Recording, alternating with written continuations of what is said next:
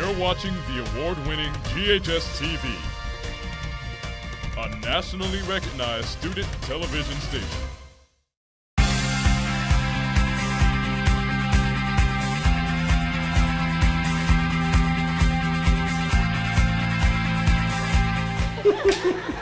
All right, guys, good job today. All right, don't try to hurt my hand too bad. Oh, bye-bye. Bye-bye. Focusing on the problem, falling in love with the problem is what we need. Don't ever forget the problem. We'll always be looking for solutions and solving and working together to get it fixed for our school district.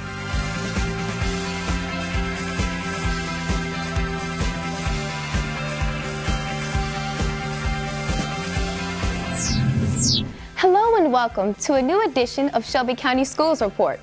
We're coming to you from the studios of Germantown High School Television on the Germantown High School campus. I'm Kadita Gossama. And I'm Caitlin Poindexter. Each month we highlight various people, programs, and events making a difference in our school system. This month, we'll take you inside an SCS high school that is preparing teen moms for graduation. Parents will want to stay tuned for today's SCS Focus. Executive Producer Allison Long is joined by Shelby County Schools Equity Officer Michael Lowe. They will discuss a new effort aimed at encouraging young African American boys. Our Faces of SCS highlights this year's SCS Principal of the Year, Mr. Pete Johnson of Granwood Elementary. And later, we'll tell you about a program that provides much-needed supplies to SCS teachers for free. But first, math teacher Bernell Jones is using his background in the Marines to encourage his students at White Station Middle School, and his philosophy is getting national recognition. I visited his classroom to see how he incorporates his time in the Marines in his teaching. Students, you have enough information to be successful together. May the force of nature shine brightly upon thee. Stay positive, stay Marine, honor, courage, and commitment. Honor, courage, and commitment are the core values of the Marines. Mr. Jones has a lot of military sayings, and he uses those in his classroom on a regular basis. 17 years ago, Bernell Jones hung up his Marine uniform and joined the math department at White Station Middle School. Well, even as a young adult, in the Marines I did a lot of teaching, so it's like a perfect transition from the military to become a teacher. But the transition didn't come without a few bumps. When I first got out, I was very structured, strict. Then I gradually became less structured. Sometimes the students begin the year and they're afraid of Mr. Jones, but they soon learn that he's just a teddy bear, really. He is a very firm teacher, but all the students love him because he kind of teaches them not only math, but self-discipline. Mathematics is a discipline. And so in order for you to perform well in mathematics, you need to be disciplined. And so what I mean by that is you need to pay attention, be on alert, listen to instructions, and then follow those instructions. So let's look at our question. Students have taken to Jones's Marine philosophy and way of teaching. I've always not been very good at math, but his class was very eye-opening, so I could see what my strengths and weaknesses were. I'm in Algebra 1 right now.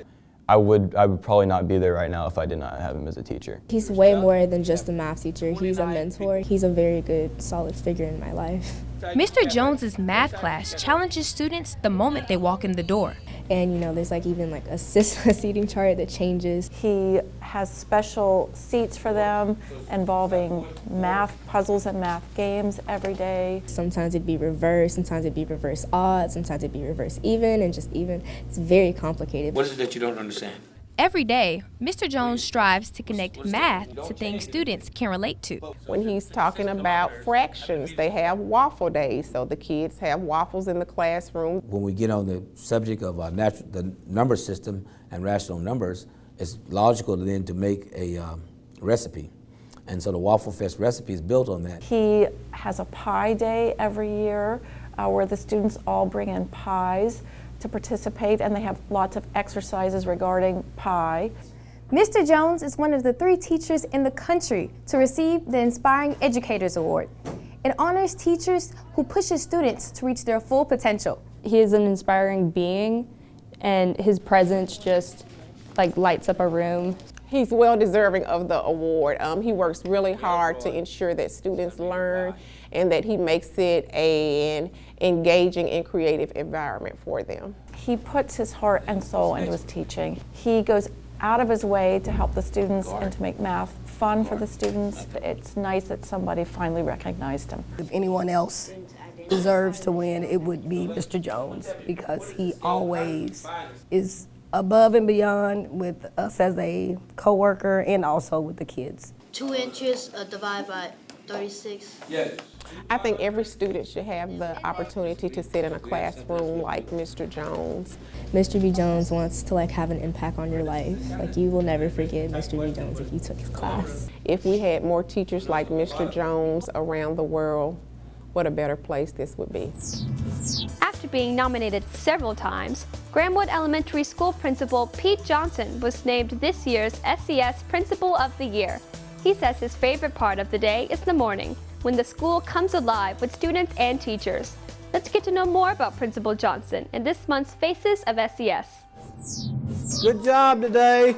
Mr. Johnson is fun. He's kind. He helps us a lot. He's fair. He likes all the kids and he knows us by our own names. Every time she sees me, she does that. He knows what we're capable of. He's a cool principal. W. Woo. A lot of males are not in the lower elementary. The lower elementary grades is where men should be. I have been at Grandwood for 37 years. So I've seen a lot of principals. He's my favorite. Mr. Johnson is an all-around principal. You may see him with a suit and tie on. Sometimes you see him with jeans and tennis shoes on. He's not afraid to pick up a broom and sweep. He's not afraid to come in and give you pointers on learning or teaching. He's all throughout the building. You'll never find him in his office. So I wonder how he even gets anything else done, like paperwork, because he's always visible. Principals used to could paddle. So when you come down to my office, when I first got into this business, I could paddle students. I can be having the worst day, but if I go to a kindergarten class, or if I go to even a 5th grade class, then my mood is brightened quickly. They love it, they know Mr. Johnson, they know they're gonna play with them, and then they know when he's serious. So they had to be quiet.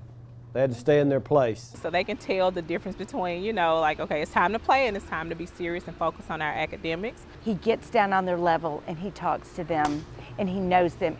One day it was 5th grade promotion and a child was looking sad in line and he asked the child what was wrong with him, and he said he didn't have on a tie like the other students. Mr. Johnson took his tie off and gave it to that child. That is one of the most remarkable moments I will ever remember with him. This child here, we're still having a little... Running this school would not be possible without good people. My kids are just excellent. In both programs, my optional program and my traditional program, or my scholars program. And my teachers, they are well equipped with making these things happen. I take ownership of them. They're mine. They're part of me. That's why I call them mine. I think Grandwood is his family. And when you're the head of the family, you take care of the family, and the other adults in the family are charged to taking care of those children as well. Excellent job. If a principal, in my opinion, or any leader, if they don't take full responsibility of and take their people that they're leading as part of their family and take ownership of those people, then I think they're not doing a good job. So I think that's what he gives us. He gives us a charge every single day to care for the children, not just their educational needs, but taking care of the child as a whole. I like to work under a personable person, someone who you feel free to go to in case you have a need for anything. What I miss the most from just being a principal and leading the whole school, I miss the classroom of kids that I have, interacting with kids. That's the brightest part of my job, or the most rewarding part of my job, is when I go into a classroom and I'm able to interact with kids. He respects every culture, every diversity here. Like I said, we are the melting pot of the South. You can come maybe one day and learn of a Jewish custom.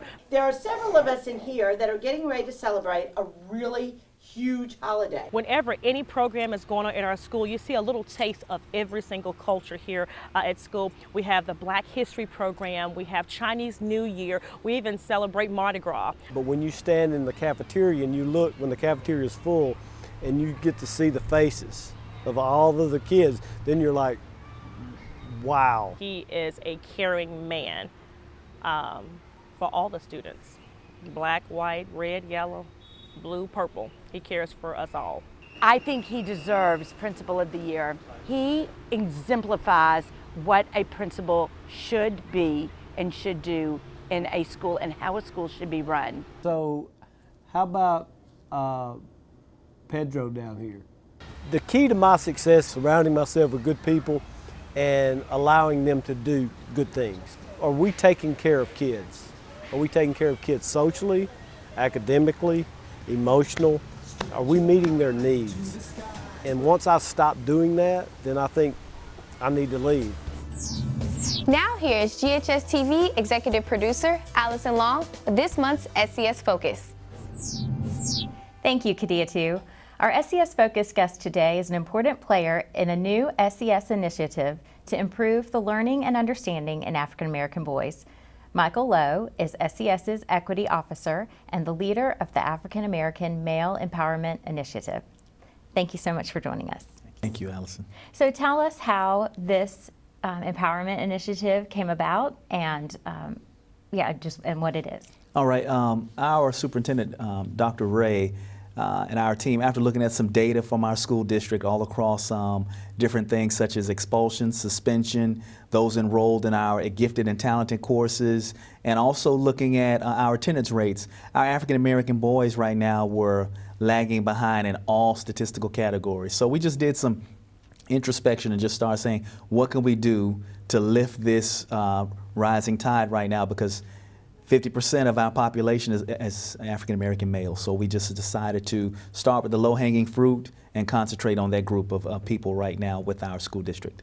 And tell us what the steps will be to help this group of individuals. Okay, our first step right now, we're looking at adding equity and access to all of our upper classes, all of our AP courses, increasing our enrollment in those AP classes. Our next strategy is also looking at recruiting more African American male teachers, because we looked at the research. There's a research study by Johns Hopkins University in 2018 that's just saying that most of our students in kindergarten through 5th grade need to see teachers that look like them and also have exposure to be a mirror and a window. And what we mean by that, being a mirror, somebody that looks like them, and a window to see what they can be. So we're looking at hiring more, at least 50 for 2020, to be in our kindergarten through 5th grade classrooms. Another strategy we have is starting our equity task force, getting involved with our philanthropic groups, our religious communities, also getting all of our mentors around Memphis to have the same focal areas for our young men.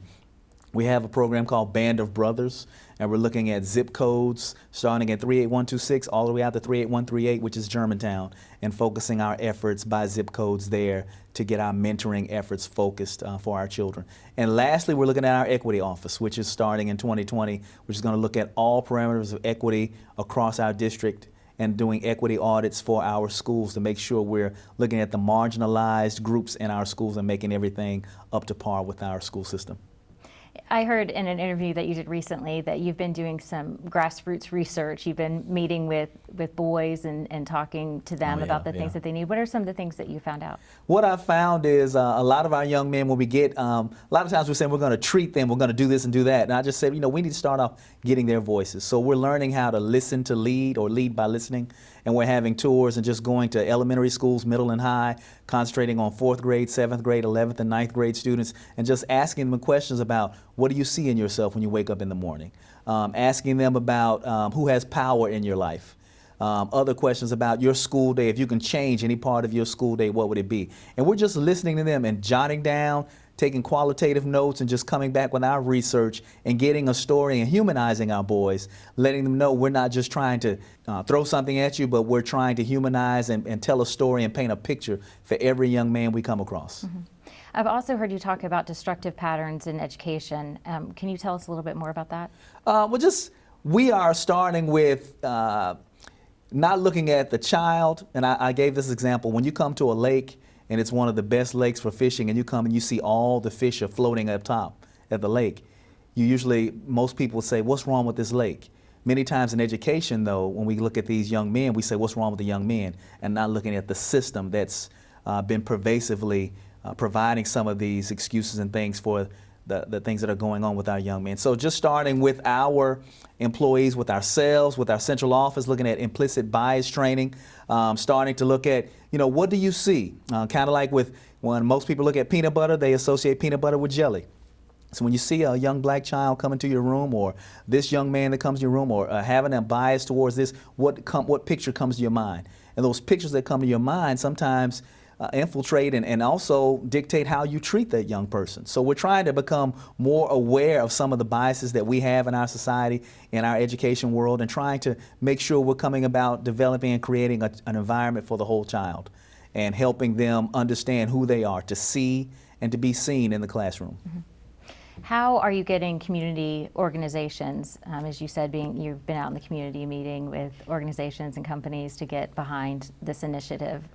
How can they get involved? Well, first of all, we have Our Boys Need Us at SCSK12.org. That's our tagline, our hashtag line where they can volunteer. Also, we've been going out, we've been partnering with the Assisi Foundation.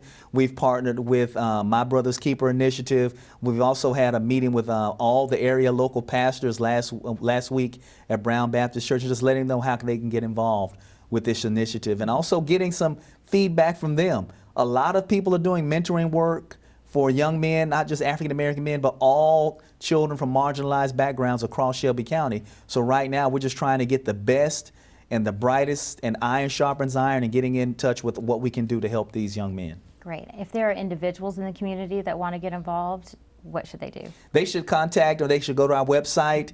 We have Our Boys Need Us at SCSK12.org. They can always email me, Michael Lowe, that's Lowe MR, at SCSK12.org. If they need any help, any suggestions, we're here to try to garner all support, because we can't do this work alone. Right. So if we're sitting here 5 years from now and looking back, what do you hope to be able to say? I would hope to be able to say we've changed the lens for how people look at all of our children in Shelby County. I don't want to always attach a number, but we do want to see those suspension rates be reduced at least by 10 to 15%. We want to look at our attendance rates going up, and we want to look at an employee base that's looking at how we can retain market share of our students and keep our teachers and our administrators focusing on the problem. Falling in love with the problem is what we need. Mm-hmm. Don't ever forget the problem. We'll always be looking for solutions and solving and working together to get it fixed for our school district. Well, thank you so much for joining us. You seem like the man for the job. I appreciate it. Thank you. I'm glad this is in our school system. Thank you. I appreciate it. Now here's Caitlin to introduce our School of the Month. According to the Department of Health and Human Services, the U.S. teen birth rate is at an all-time low. However, only about 50% of teen mothers receive a high school diploma by the time they are 22 years old. For more than 30 years, Shelby County Schools has been working to change that statistic with the Adolescent Parenting Program. Its mission to support teen girls through pregnancy and motherhood is why it is our School of the Month. I didn't really want a child at this age, but it just happened. I was chosen, so I had to deal with it. I got pregnant over the summer, and I wanted to be around other girls that I felt like they was in the same situation as me. So what the Adolescent Parenting Program is a school for girls in grades 9 through 12. They come from all across the district to attend school here following the state's curriculum guide. So I came here, and they was very welcoming, and they told me how it goes. They showed me the daycares, and I liked it, so I stayed. No, I'm pregnant. I'm 7 months, and I wanted to come here because she said they do good things for you. This school is surrounded by people just like you, so it's no doubting, it's no you better than me. We all the same. You know, you're a multitask student, so you can be working on the assignment. We're a high school, so the students are able to actually come here and actually finish their high school degree, and while they're coming, they bring their child as well. Being pregnant is not a disease, it's not an illness, you'll be fine. But focus now in school. We're not condoning teen pregnancy, we're just trying to help them to stay educated so that they will be able to be self-sufficient once they leave these doors. This counts, right? Bring down your equal side. I want to graduate high school. I'm going straight to college after school. This is the great idea because some people that want to go to school can't go to school because they don't have childcare or they cannot find somebody to watch their baby. And this school gives you the advantage to do everything. Everybody home. Everybody sleep. Here they don't have to pay for child care. They're bringing their child to school at the same time that they're coming to school, and they're also leaving and picking their child up at the same time as well. Our children are ages 6 weeks to 2 years of age. They bring their children in. After that, they go through their classes. The teachers take the children in and they feed them, they play with them, they read them stories. They love my baby. They don't be mean to him, nothing like that. Do you like us, Stinky? I love you. I say the teacher here they teach very well. Like when you down, they make sure they keep a smile on your face. They encourage you to do better. They are young mothers. I have to have that in mind first. At the same time, I have to think as well, they are students. The teachers, they're friendly. They understand that all of us have children because they know it's hard trying to deal with a child, do homework. It's very hard. We have a very diverse population of female students. They have very vibrant personalities. It may be one of those mornings when a student's like, okay, I'm not feeling it today, I'm in a mood. We have a school social worker here. I'm just going to give you the information that you need to know because you're a mother. We have a family specialist, we have a behavior specialist. Your baby is with you, what, 24/7 while they're in your womb? Yeah, it helped a lot. We get along with the baby teachers. It's like they created like a family. My baby daycare teachers are very important to me. I wish he could stay after I leave the daycare because I don't want no other daycare teachers. These teens are dealing with poverty. They're dealing with being teenagers with babies. They're dealing with emotions that come attached to such a huge task. I'm ready to be a mother, but I'm kind of not ready because of it's kind of hard. A child is beautiful. It's a beautiful thing, but you also have a life. Maybe do not put your life on hold, but it do take time to get where you're going with the child. So if you want to succeed in life, just make it there. I would suggest you you should wait because you can have a baby anytime. You should wait. It's not a new program at all. We've been around for about over 30 years, but we still are a jewel in the community, almost a well-kept secret that we don't want to be secret because we definitely want the young ladies who are in need of the services we provide to attend here.